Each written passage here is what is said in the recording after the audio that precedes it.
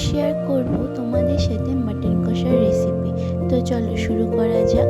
প্রথমে তেল গরম করে আলুগুলোকে লাল করে ভেজে তুলে নিলাম।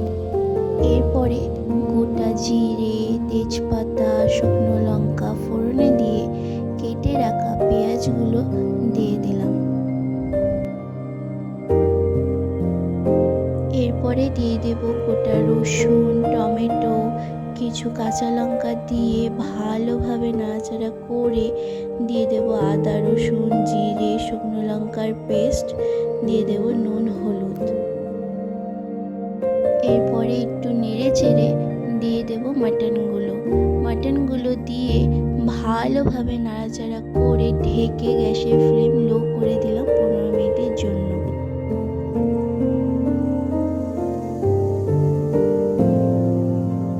এরপরে ঢাকনা খুলে ভালোভাবে কষিয়ে ফুটানো গরম জল ঢেলে দিয়ে আবারও ঢেকে দিলাম, যাতে ভালোভাবে মাটনগুলো সেদ্ধ হয়। এরপরে ঢাকনা খুলে দিয়ে দিলাম গরম মশলার গুঁড়ো।